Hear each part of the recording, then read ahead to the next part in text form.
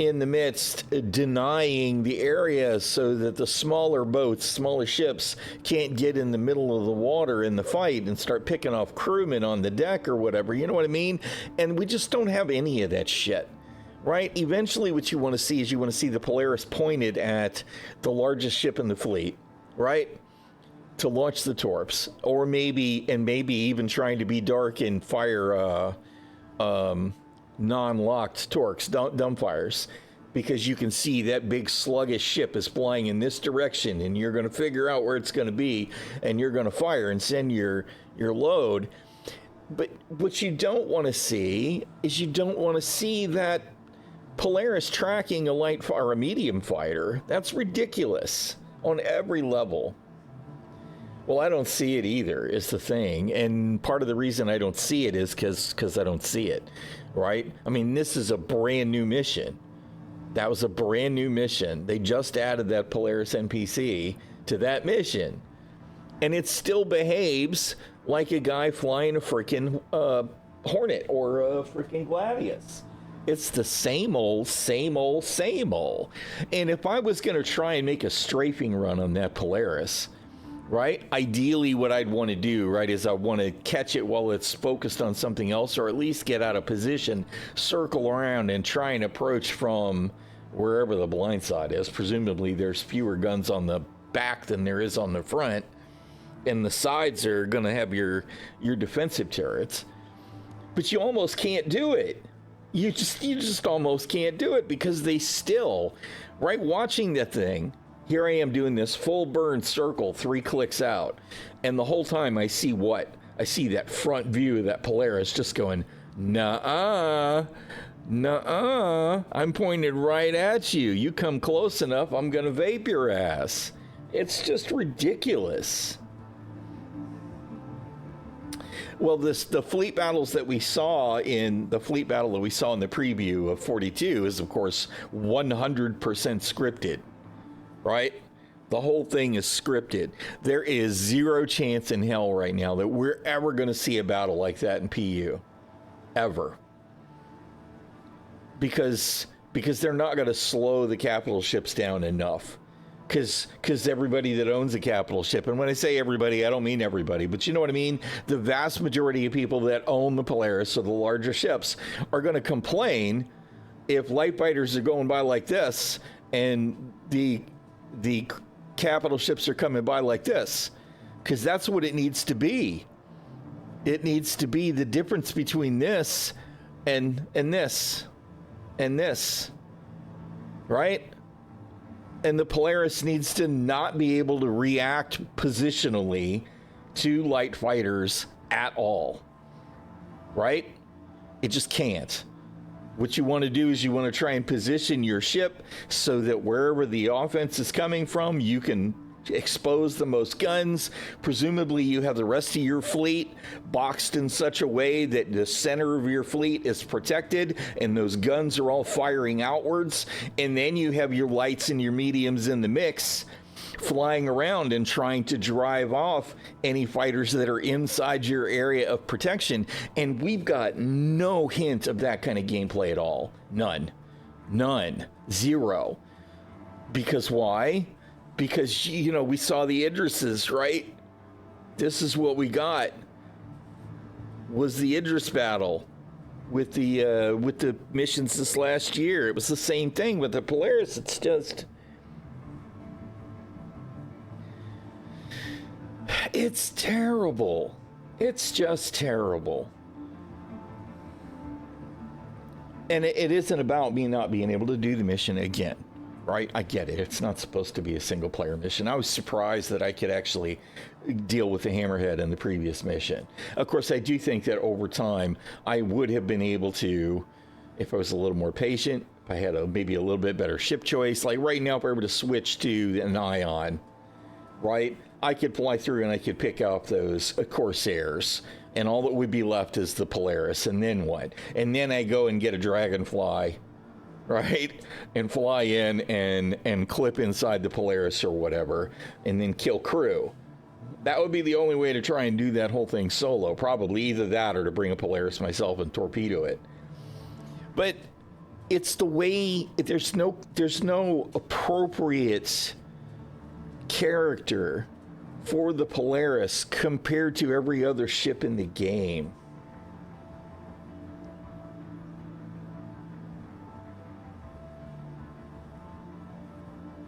Capital ships need to be like oil tankers, slow moving. Like, yeah, I mean, you know, like I've said before, the Polaris needs to fly slightly better than, you know, SCD-1 or R-Core 141. Right? You need to be able to move it in a straight line and point it towards where you want to go over time. Right? I mean, that's the thing, is it should be this major endeavor to get it pointed in the right direction. And the Polaris should be a little faster to point that nose than something bigger. I don't even know as far as the Idris, because the Idris has got the railgun, but that's supposed to be pointed at cap ships too, right? The Idris doesn't want the Polaris pointing those torpedoes at it, and the Polaris does not want the Idris pointing that railgun at it, and that's what they should be worried about, is trying to do whatever. But when it comes to the defensive turrets, what you want there is a stable platform. The ship, it needs to not be doing this constantly, right? And yes, I know good gunners could probably still get their targets and all of that, but it's just, it doesn't make sense. That is not the way you want that shit to work. There's just no logic in any of it. And of course, they slowed everything down with master modes, which they had to do because of the game engine, right? I mean, ideally, I'd like to see more speed on the small end of things so that there's more room for character between light fighters and capital ships. But instead, they mushed it down from, 1,000 meters per second to 200. Right? Because let's be real, most ships fly under 200 meters per second instead of 1,000.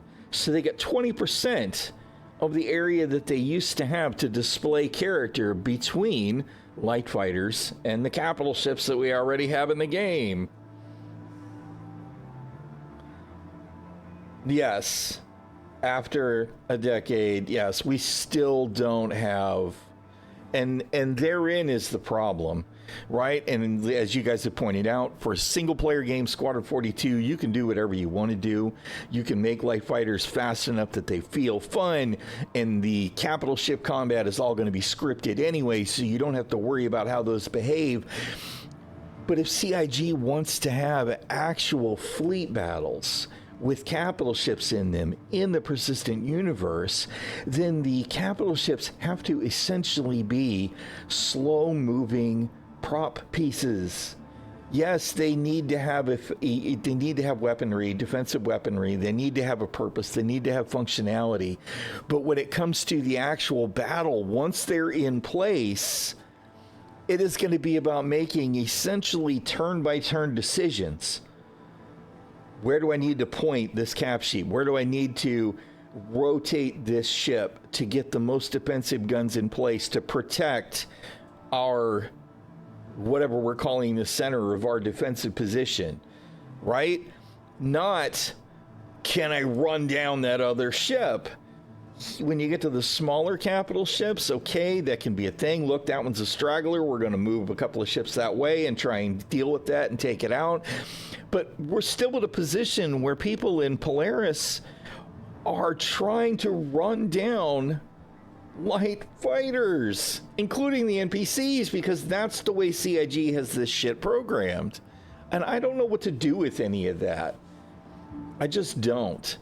Like I said, I don't know. They changed. I wish that I had the loaner so that I could see how sluggish it is. They changed the Polaris apparently to make it less nimble, but I guarantee it's not, based on what I just saw, it's not sluggish enough.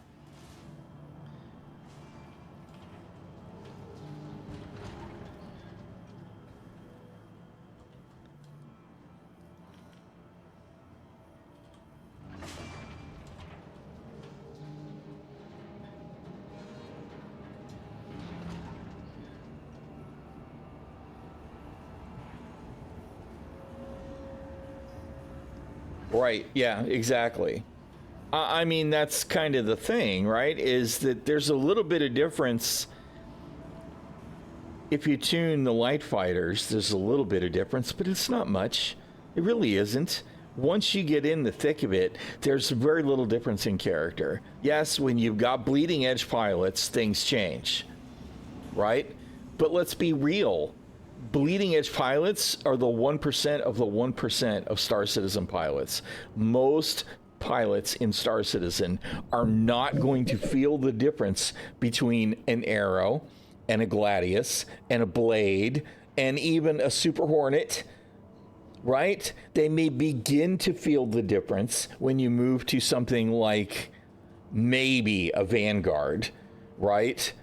They'll begin to feel more of a difference when you move to a Freelancer or a Star Runner. But you won't feel a difference between the Freelancer and the Star Runner. You won't feel a difference really between the Constellation and the Star Runner, or the Constellation and the Corsair. Those are not going to feel different to most players. They just won't. There's no character there. There's not enough because we've got this much room to build character across every ship in the game. And that's part of the problem with them slowing the SCM speeds down. And I understand why they did it. I do understand why they slowed SCM down from 1,000 meters a second. Well, it wasn't SCM at that point. It was, but you know what I mean? I understand why we had to collapse that bubble some for game performance. But it does paint the giant lie to, all these ships have got different character, man. Acceleration is definitely part of it.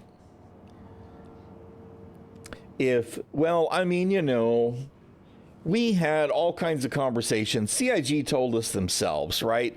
We know that everybody flying around at 1,000 meters per second is a problem. So what we're going to do is we're going to implement these changes so that if you're flying past SCM, which at the time was more like 300, 400, 500 meters per second, right? If you're flying past SCM, you're going to have a hard time locking missiles. Your weapon scatter is going to be worse, or your weapons will do less damage. Your shields will be less effective, right? It will be harder to lock missiles until it gets to the point where it's impossible.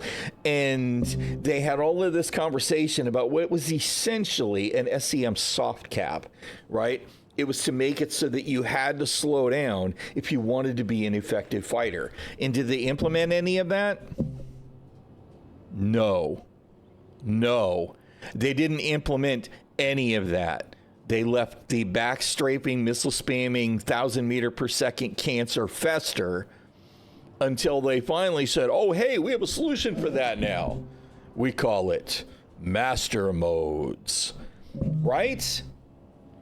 So they didn't implement any of the stuff that might have left the room for there to be character between the ships, where the Arrow could fly at 550 meters per second on the deck in Daymar, and the Gladius couldn't, right? It was going to be more like 385 meters per second on the deck or whatever, and then the Saber would be somewhere speed-wise in between because it's an atmospheric rocket. You know what I mean? And then you had the beefier brutes. That's not the word I wanted to look for. But then you had your Hornets that would be a little bit slower. They might be a little bit more agile compared to other ships or whatever. Remember, there was room for character. And now, again, we have up to 1,000 meters per second. More like 250. Right? And it's just, now we don't have room for character. And I don't know how they're going to do anything about that. And part of the problem here is that they do have, if they do create enough room for there to be character in those smaller ships, right? Then by comparison, they still need to slow down capital ships to the point where they're moving at like 10 meters per second, right? They have to, and that's an exaggeration, but only slightly, maybe 90 meters per second, tops. And then it would take them a minute to fully change vector 90 degrees. It should take ages. And and that's not an exaggeration, right? It should take a long time for a big capital ship to do this. It should take ages so that fighters can totally go, so what? It doesn't matter. It feels like it's still moving in a straight line. But then it completely changes the battle geometry for another capital ship, right? That's where those changes in vector need to matter. But we don't have any of that. We don't have that kind of contrast. Instead, we get what we just saw, which is, me, even though I'm doing a full burn turn in a light fighter. This is weird. This camera does more autofocusing, even changing direction, than I realized it could. Anyway, I don't know that CIG is ever going to get a clue there. I don't know what to think. All right, I need another cup of coffee, so let me do that, and I'll be right back, y'all. That's a button here somewhere. Just push it.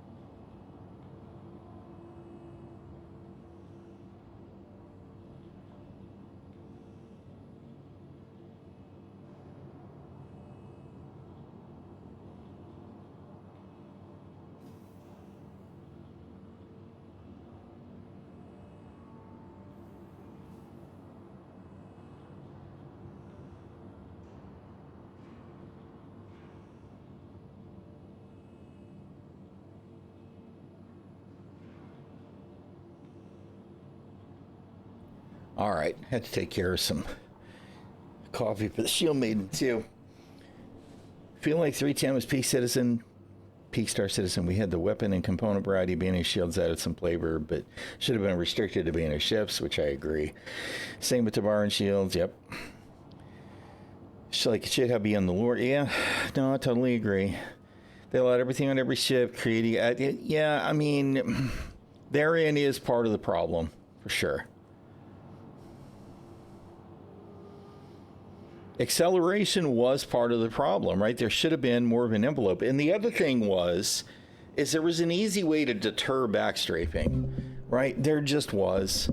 We should have had a much more pronounced egg shape for acceleration and maximum speeds, right? There was a lot of ways that they could have combated the problem without the nuclear option.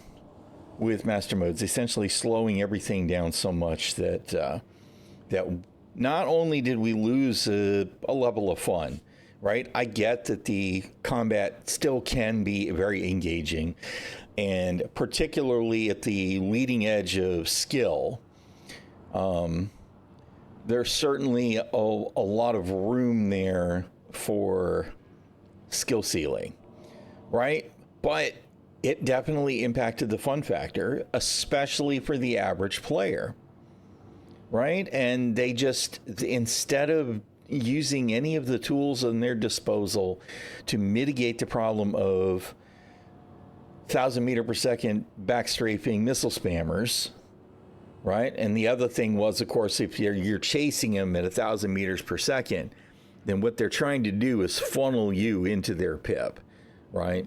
That's what they were trying to do. That's why you saw a lot of that reverse strafing, people shooting back. And, well,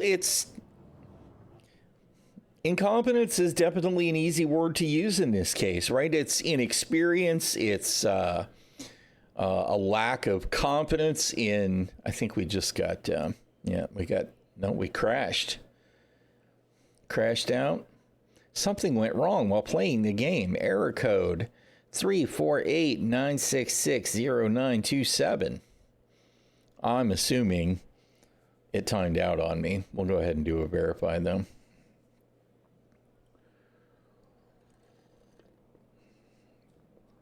Part of the problem is that they have I'm trying to say redesigned, but that's not what I'm trying to say. They've changed their mind on where they wanted to go with things. Error translate to your nugget. That's it. Get good. Get good, son. That's why you got kicked out of the game. Get good. I don't know. Okay, this weird thing with the autofocus, I might have to turn that off. That's very strange. It's got to be.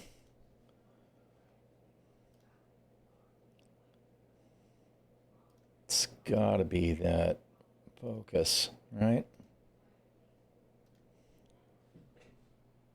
No, it's still doing it. I guess I just didn't notice it was doing it before.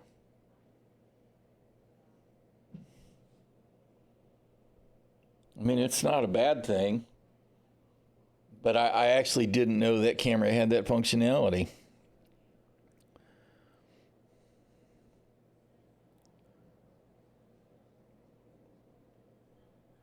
Well, and going for the easy, immediate solution seems to be a chronic problem, right? It's like they decided, okay, well, this is going to work well, so we'll do this.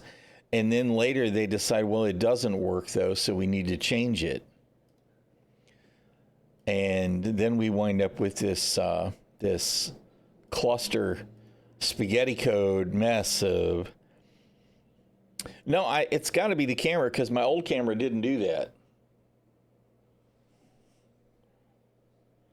The autofocus thing, I mean, it clearly has to be able to do that on its own. I did get a different camera because my old one was getting a little bit janky. It does autofocus as well. So it's a nice little camera. It's just it's the Instalink 360, the 2C. and I like it. It wasn't terribly expensive, anything like that. But I had not noticed it doing that thing. There it is. It's obviously it's limited by which way I'm pointing it. Interesting. I had not ever seen it do that before until today.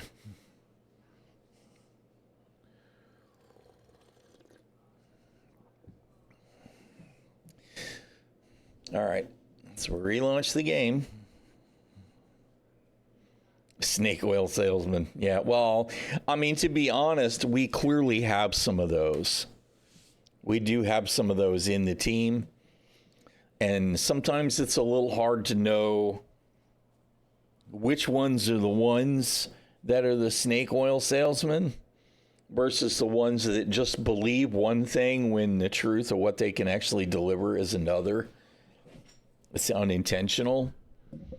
Because, I don't think Chris Roberts is a snake oil salesman. I think he is selling his dream, and he thinks he can get there. Right? I do. I think he's a believer as opposed to a snake oil salesman.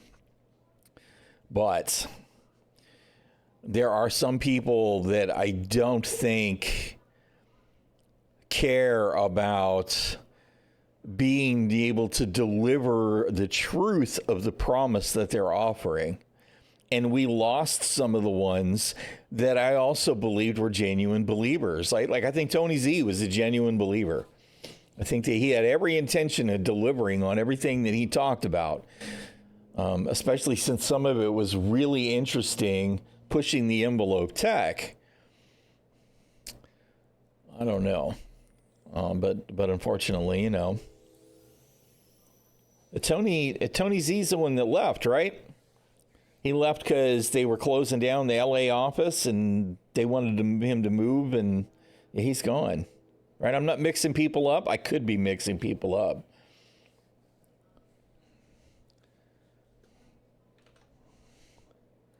But he left last year, right?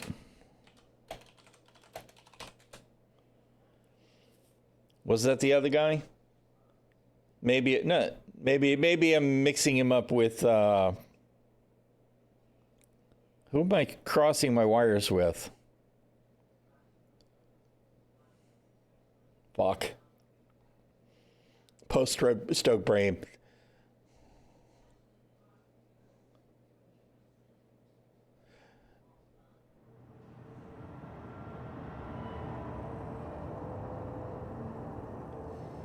Right. Tony Z is the one that's listed as a game director emeritus now, so he's not really active on the team anymore.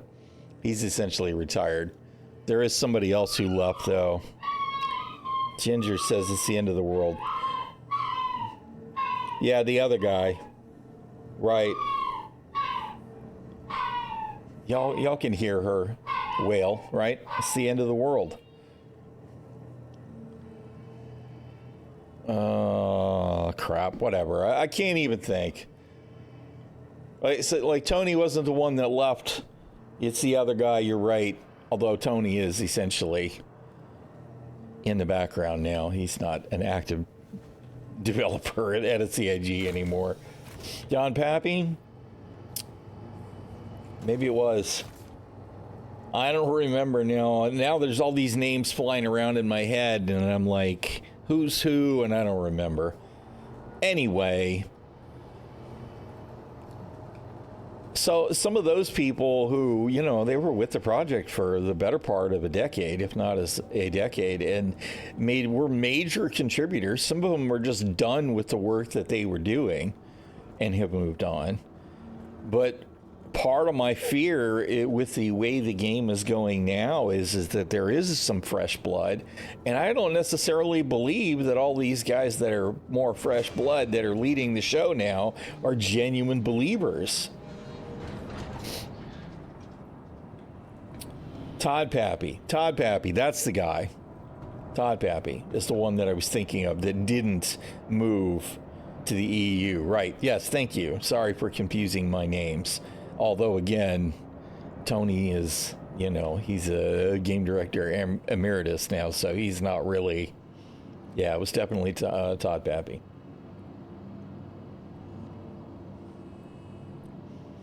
So, you know, those kinds of losses and changes, those are the scariest things to me, right?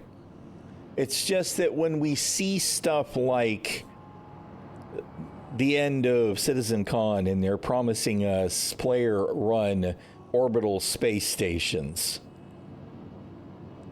coming soon, TM, right? Sure. Right, that's fixing to happen. I mean, here we are in 4.0 and we're in 4.11, fixing to go live any day now, probably by next Tuesday, if not sooner, and we still don't have engineering in. So yeah, we're fixing to have base building. Not. It might happen this year, but you know, we don't even have that in, and they were selling us smoke and pipe dreams, and I'm talking about some hard hitting shit too, right? This was the deep toke, the deep hopium and copium toke. This is shit they were selling us at the end of CitizenCon last year with the orbital space stations. Come on, stop it, cut that shit out. That we're talking 20 years down the road. There's no way we even see that in the next 10. No way. Either that or they have decided to just go, you know what, we don't care if we get it right, we're just going to pile it in. Those are the options, because the tech debt in this game is real. All right, hold on. The Shield Maiden wants me to check on Ginger. Let me check on her. I'll be right back.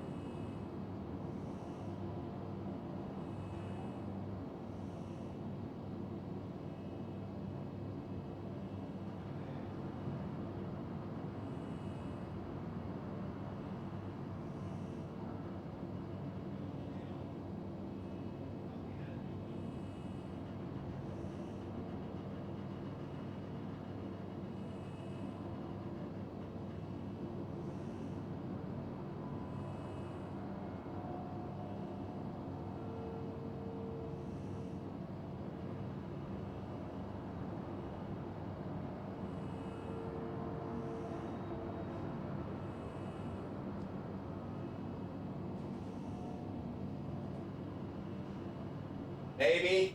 It's the right time of day.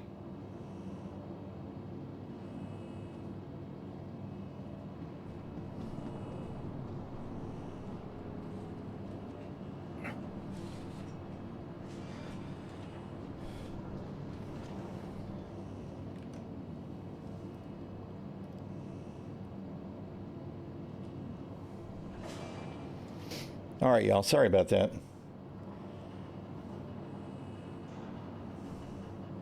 She was having a hard time. Ginger was having a hard time, and the Shield Maiden's actually kind of really aggravated about our Walmart order that she was trying to get us a couple more plants started with, and they canceled most of it. And with Ginger being a little bit weirded out, everything kind of piled up there. I had to check on everybody.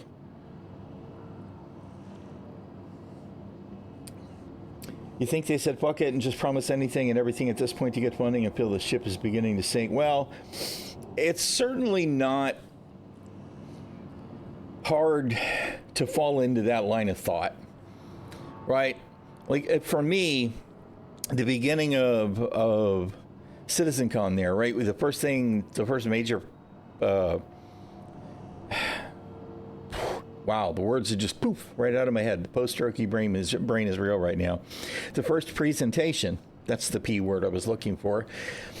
Major presentation was about base building, right? And base building was one of those that's like, yeah, that's a good future, coming soon TM thing, right? Because at least it felt believable, right? It's like, we had a couple of vehicles for building bases. We've got some tech that we're almost ready to show you guys that we can actually start claiming land and setting up bases. And it's going to be a shit show. Don't get me wrong. Base building will be an absolute shit show. Shit show, especially if in any way, shape, or form the first bases can be destroyed. They will be repeatedly, right? It's going to be a shit show. But it was at least a shit show that I could look at and go, hey, all right, that's a good presentation about the near future of Star Citizen. And then we had all of this other cool stuff about all the biomes and everything. And it's like all of that fell inside the envelope for me of believable, right? They were credible presentations. Some of them might be a little bit far-reaching as far as a few years out there, right? And then they showed us that presentation for the orbital space stations. And as they jumping the shark to get everybody's attention at the end of the CitizenCon presentations thing went, it was a big move and it was a bold move, and I know everybody looked at it, but I wonder how many of them were like me to go, God, this was such an obvious jump the shark. This is not happening anytime soon, and it's a complete fucking waste of our time for you to show us this now. Right? We don't even have presentation 1 anywhere near release. And here you are, you want to not just double down, but quadruple or quintuple down on base building that we don't have yet. With that notion, I was, oh my God. Well, it is. At least the BMM thing, though, all they got to do is just tell the truth, right? Yeah, the BMM was pretty close to getting done, but the team that was working on it, yeah, they all left the company. So now we got to get somebody else up to speed so they can release it, right? It's so, I mean, I get it, but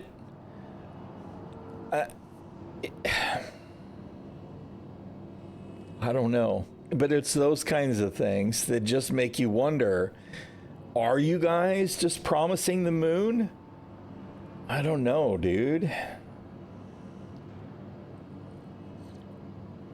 Yes. And I totally agree with what Glitch is saying there too. Even if, okay, now I'm going to say if we rolled back to what we had in the game in 322, right? Where we still had PvP bounties and we still had the Reclaimer missions and we still had all of the other contracts and contacts in Twitch Pacheco and Clovis and Mr. Bounty Hunter guy, Miles Eckert and etc. If they were all if all of that, if all the 322 content just worked,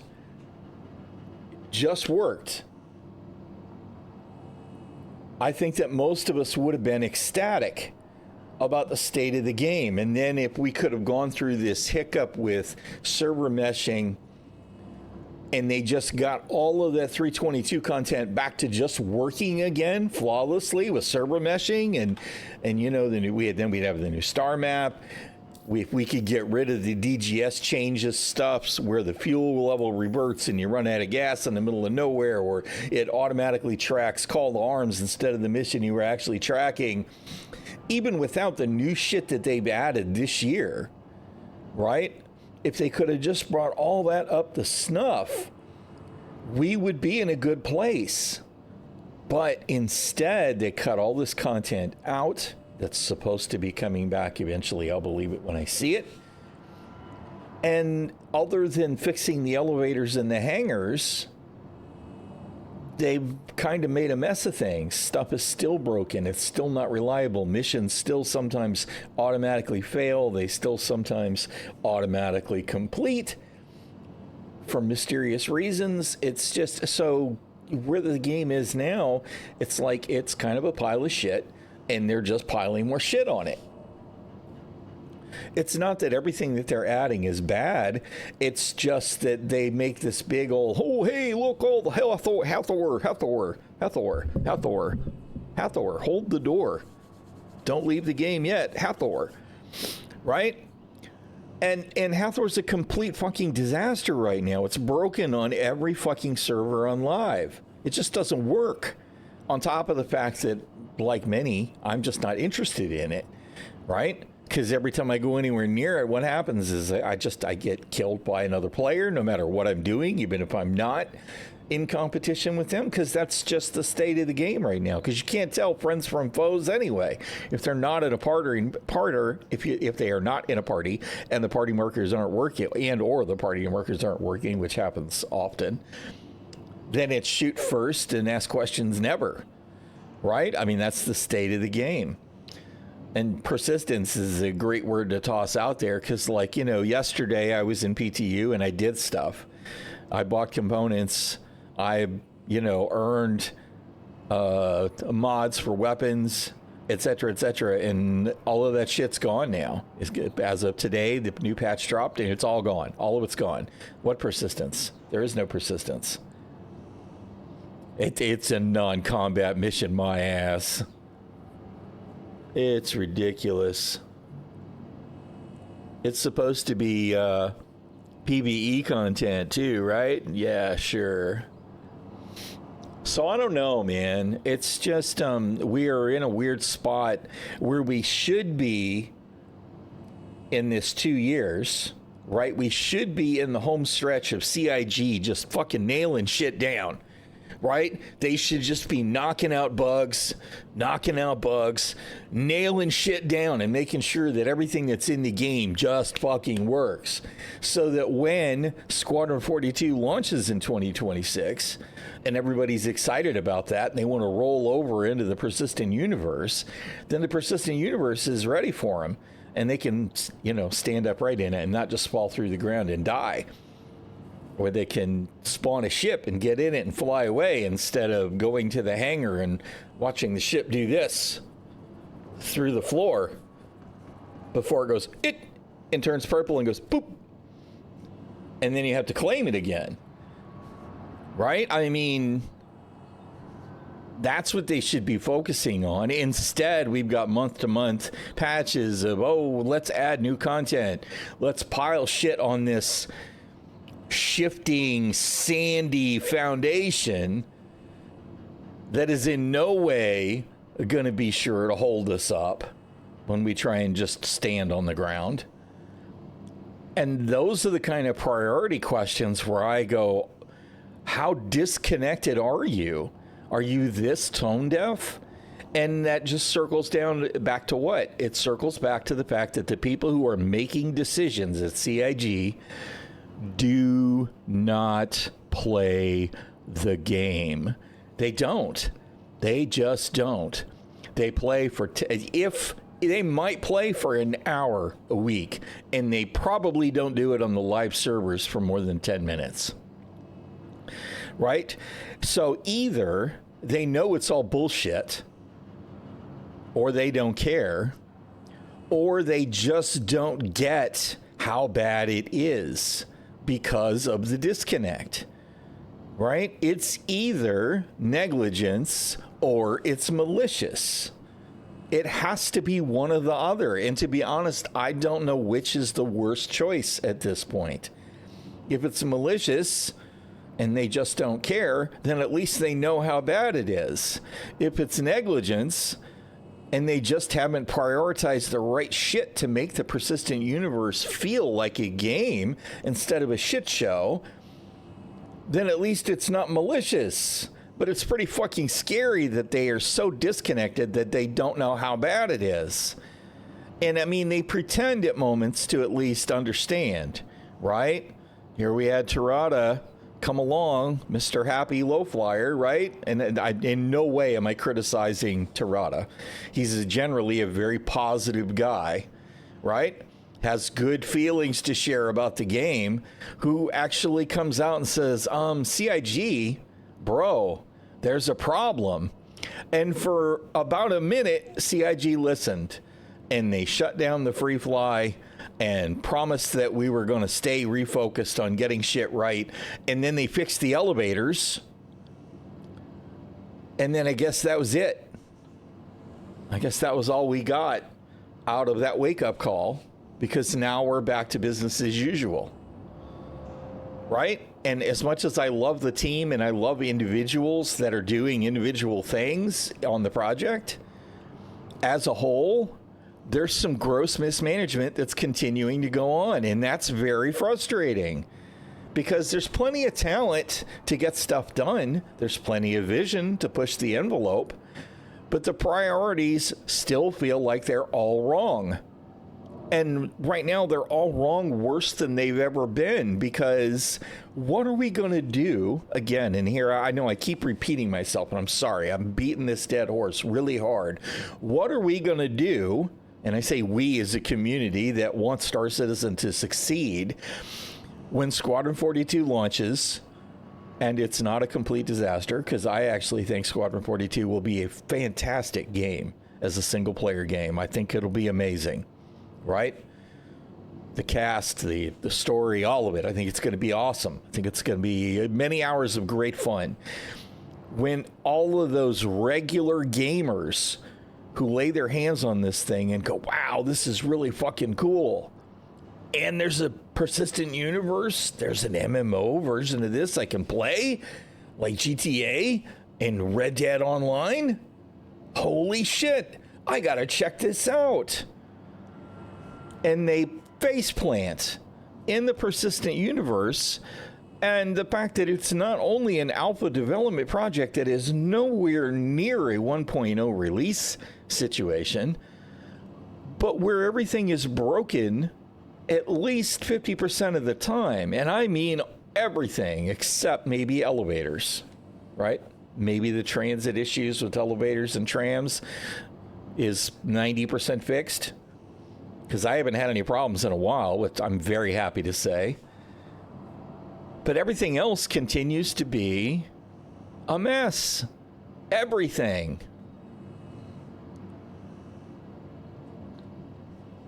The regular gamers are gonna say what? Scam. This is trash. How can this be the same studio? This can't be the same studio, right?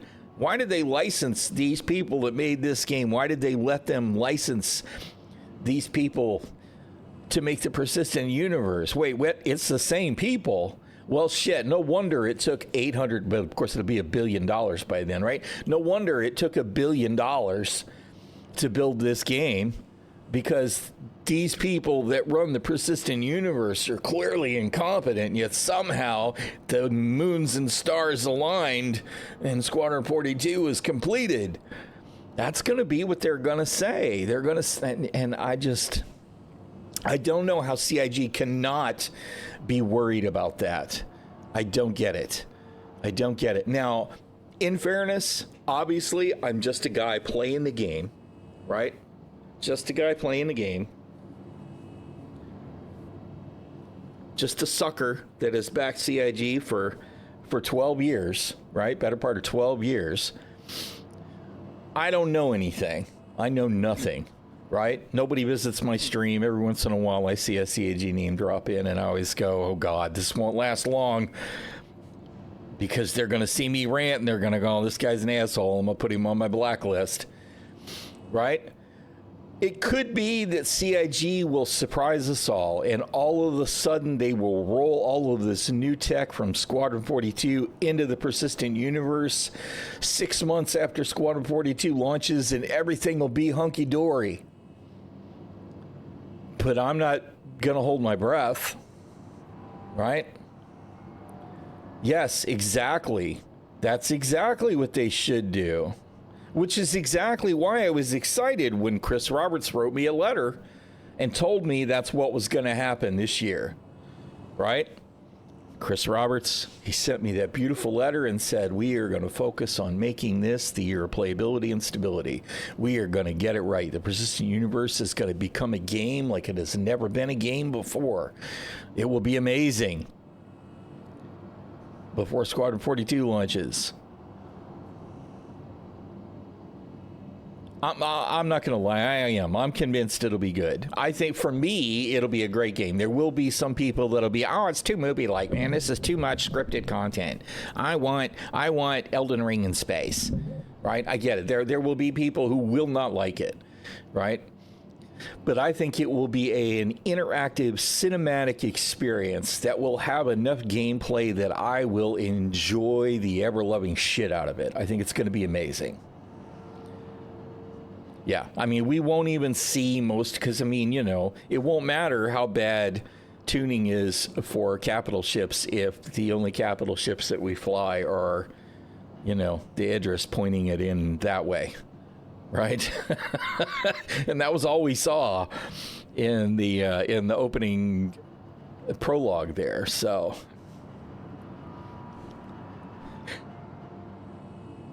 No, there are plenty of issues to be concerned about. I mean, I myself continue to be worried about the looting mechanic. I think it's clumsy. I think the inventory system in general is clumsy. I'm hoping it's better in Squadron 42. But that said, there's been some clumsy inventory systems in other games that, while I've been bothered by them, it didn't stop me from enjoying the game. There's stuff to be worried about. But I think it'll be a good game. And to be honest, the fact that it will be a good game, assuming I'm right? The fact that it will be a good game is not necessarily going to be a benefit to the persistent universe.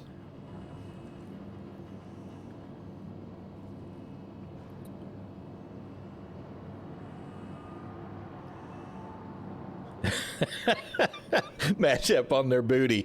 Yeah. At least that's better. In PTU now, it is easier to loot, right? It's better than it was. It used to be you'd be like, okay, where's the corpse? We're gonna pretend that this post over here's the corpse, right? And you'd be like, F, and then it would disappear, and you'd be like, wait a minute, hold on, F, and it would disappear. Hold on, F, and it would disappear. Let me stand a little further away. F, it would disappear. Wait, let me move over to the right a little bit. Up, F. There, we can finally open inventory.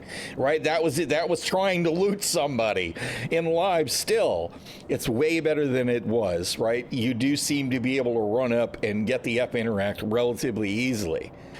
It doesn't change the fact that I think the F system is just awful. It is. It's terrible. Right? But the other problem with the inventory system, part of it is what? Is that every time you open the inventory, everything that's in the inventory's got a freaking render, right? These renders should be updated when something changes. It shouldn't have to re-render everything every single time you open the inventory. And luckily, we're in a place where I don't have much going on because you know, I did get killed by that Polaris. So I lost everything that was in my inventory. But it's clumsy. I don't like that if I want to get rid of this magazine, right, that I have to grab it on my freaking character. It's awful. That is terrible, right? Because there's all this overlapping shit. It's just funky. Stop it. What we need is we need these to show all the time, first of all. or for damn sure when I toggle it on, it should stay toggled on, because it won't be. The next time I open inventory, it'll be off again. But also, I should be able to, of course, these arrows are useless because they're pointing at God knows what. I should be able to hover over this and not only see that it's a med pen, I should be able to drag that med pen off of my inventory. I should be able to grab the magazine there off of inventory. There should be a port like this up here for primary and secondary, or vice versa, whatever. Left hip, right hip. So I should be able to see the weapon. In fact, I think that it should not only show the weapon, it should also have the little, it could even be the little 3-bar drop down thing that's in the loot interface, where I could click that and I could see what attachments are on the weapon from there and drag them on and off. Refill drop, yes, right? Yeah, I mean, it would be great. Let me right click drop.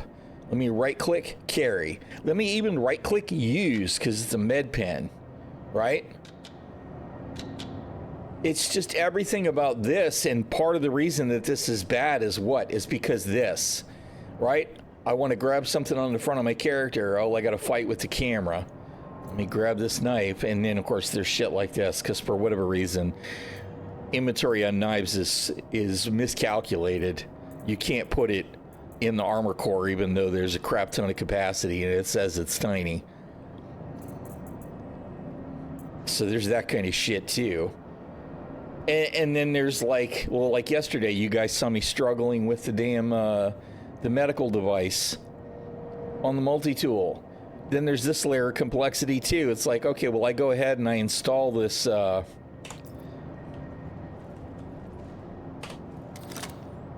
know, I install the multi-tool attachment. Well, that's not enough. And where'd my canister go? Because I did install one earlier, right? So even though I've got the medical attachment for the multi-gun, for the multi-tool here, it won't work yet because the healing canister is MIA, and I don't know what happened to that. I suspect it probably disappeared when I died, although maybe I didn't actually install one earlier. So, and there's no, you can't, like if I go buy one, right? If I go buy mods for my weapons, I can drag them right onto the weapon. It's not the way it works with that multi-tool attachment.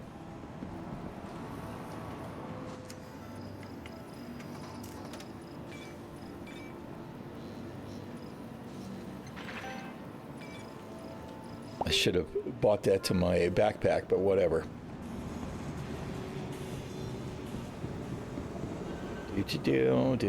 Do.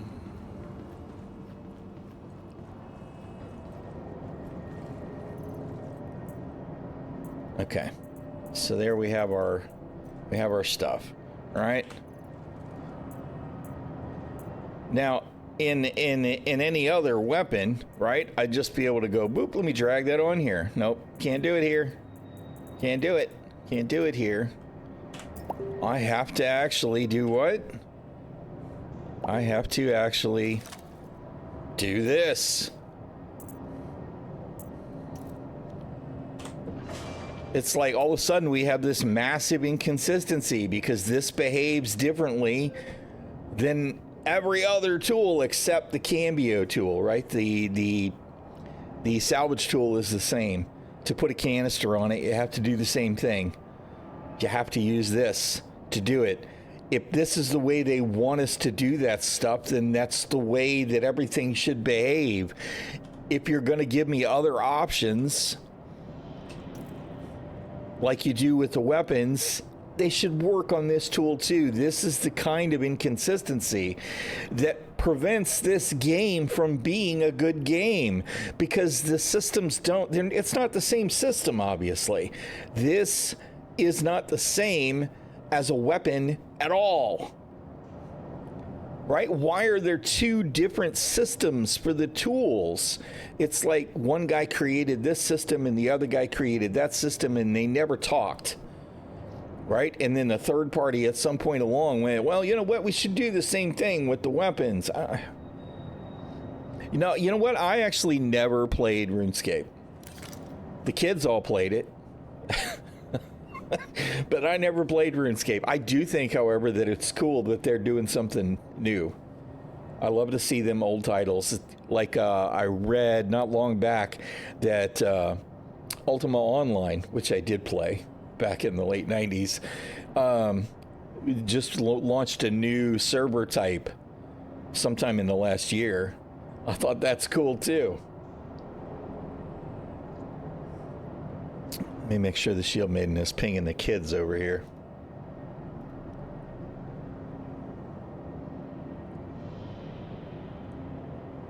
Yeah, all right.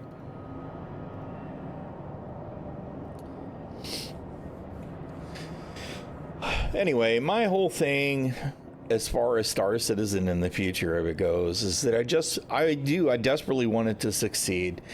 But man, we have got to get to the point where everything just works. And they need to figure out what they're doing moving forward. And when they add something, right? Like I'm still a bit put off by this whole mercenary thing, right? All of these scenarios, this whole thing, but particularly that 6 scenario, which is definitely, and how come that's the only one that I don't have? Oh, there it is. That one should have mentioned getting help, right? The table in the Taurus works. Woo! I just want them to make shit work and to make shit make sense. I don't know. Whatever. I'm looking forward to 411 going to live so that we can see how it's actually going to behave on live. Right now, it does look like looting works way better. It does look like the navigation system is finally a little bit better. It doesn't lose track of where it should be filtering the POIs when you're already on a route, right? It should just be showing your next route point, not everything at the moon or planet that you're at. That seems to be better now. NPC performance still seems to be janky. I'm not seeing a lot of desyncy teleports, but we are seeing not that far away NPCs walk like this, right? Within sniper rifle range for sure, which is not okay. So I don't think NPC performances or even server performance has gotten any better for this patch. And what little we do see feeling better in PTU is liable just to be low population servers. When this goes live, I think it's just going to be a shit show again. If they fix the Hathor drill sites, I don't know. Maybe. Supposedly. So I don't know. Anyway, I think I'm about tapped out on Star Citizen for today. We've just been doing the morning thing yesterday and today. Probably that's all we're going to get today. What's my favorite unpopular ship?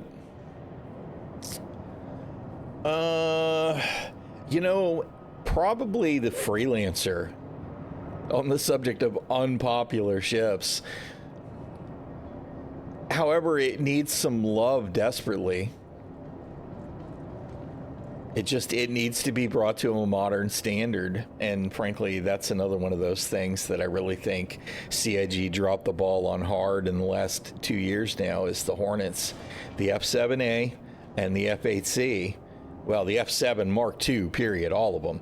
And the F8s, they've launched these ships and they're not even remotely gold standard. You know, ships that we've seen since, the Star Lancer, the Guardian, the little Crusader Intrepid, they've all got proper ports and all of that stuff, although the Guardian, once you pull a component out, you can't put it back in. So all of that stuff has been CIG kind of shortcutting it. But I'm looking forward to seeing some mist polish.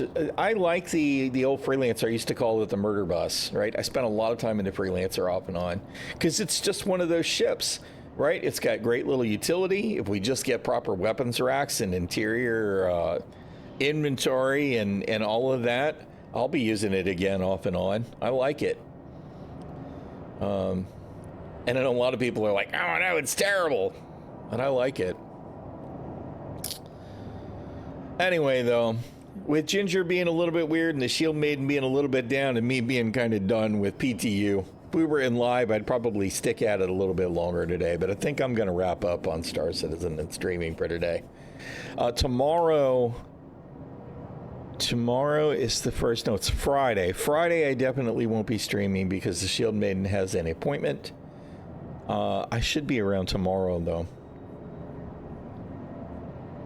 Still like flying the Phoenix? You know what? I like the constellations. I just wish that the lighting didn't make you feel like they were all powered down. They need a little bit of polish on the constellations, but the Phoenix, I think, is the best one. It is the one that feels the most credible. But anyway, I appreciate everybody hanging out and all of that. We'll be back at it again tomorrow, smacking our head against the wall in Star Citizen and seeing what's what. Let's see who else is still braving the verse, and we'll raid out and see how things are going for other people.